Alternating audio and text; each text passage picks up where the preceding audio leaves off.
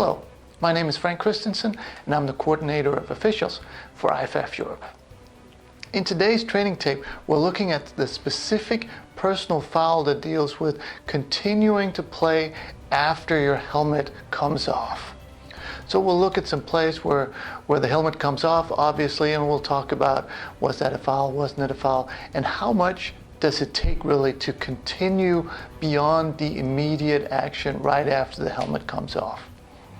But before we get to the game film, let's have a look to see what the rulebook has to say on this topic. In the rulebook, we go to Rule 9.117, continued participation without helmet, that says, a player whose helmet comes completely off during a down may not continue to participate beyond the immediate action in which he is engaged, whether or not he puts the helmet back on during the down. And that's really all we have from the rulebook and the MOFO, so let's dive straight into the game film.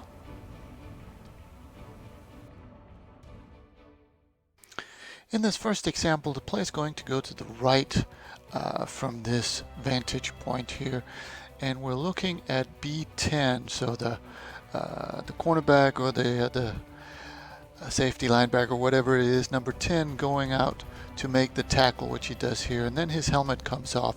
But really, that is not what we're looking for in continuing action. He may, make the tackle here, and his helmet falls off, and then he continues to make the tackle. But this is one example of what we mean with continuing action. He's just finishing the tackle, the block, whatever it is that he's doing there. So this is perfectly legal in terms of what B10 is doing here. And it doesn't appear to be any foul that makes his helmet come off. So that's also perfectly fine. Only thing is, he now has to stay out for the next play, unless Team B wants to take a timeout. They can get him back in with a timeout. The mnemonic device that I use is that a timeout can buy a new helmet, but if he's injured, a timeout cannot buy a new body. So in terms of or in case of a injury timeout, they have to stay out for a play.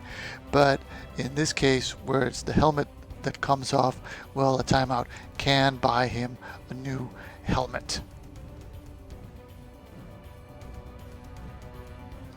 On this play, the quarterback is going to keep the ball, so it's his helmet. And even though we cannot really see where it comes off, it still serves a purpose, because there we can see the helmet is on the ground, and we can see the pile up is a couple of yards further back. Now this is still, the helmet still comes off in the same action as whatever happens in the pile there. So again, this is not participating without a helmet, and we don't have a foul here. Now, if the helmet comes off because of illegal use of hands or personal foul face mask, then obviously the quarterback can stay in the game. If that is not the case, and we can't really see that, I mean, the referee has a much better angle on that than we do from here. But if that's the case, then the quarterback can stay in the game. If it's not the case, then obviously the quarterback has to leave for one play.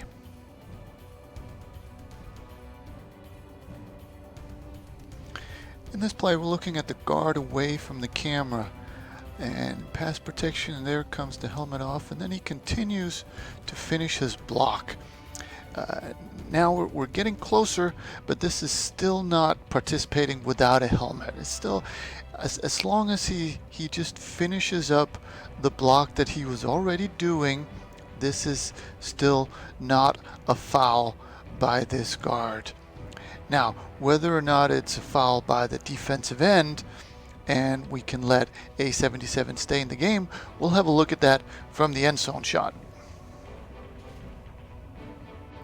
From the end zone, it's the right guard, A77, and it certainly would appear that this could qualify as an illegal use of hands by the defender right there pushing the helmet up. And of course, this means that provided this is called, obviously, as a personal foul, illegal use of hands, then A77 may stay in the game because his helmet came off through a foul.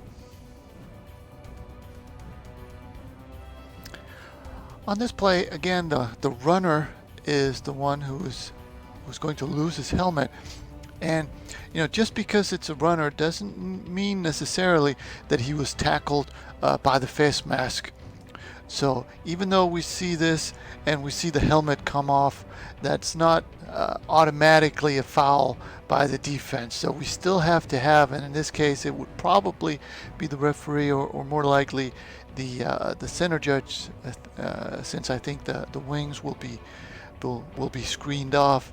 They will still need to see evidence of a face mask foul before this turns into something illegal. The fact that the helmet just comes off in itself is not enough evidence. So in this case, with no foul and no foul called, the runner A11 simply will need to sit the next play out, again, unless Team A wants to call a timeout.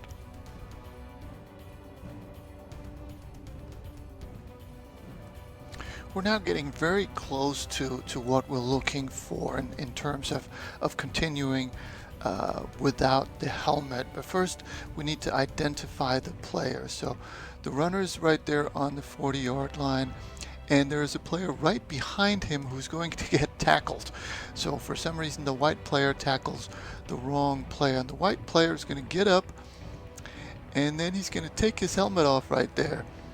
And when you take your helmet off like that, that's actually unsportsmanlike conduct to take off your helmet while the play is still going on. So that would be the real foul to call. But also, technically, he is now continuing without his helmet.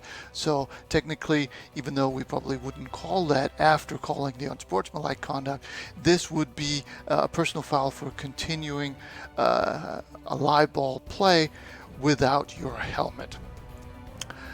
So first of all, there's the unsportsmanlike, and then the continuing action, which is the personal foul.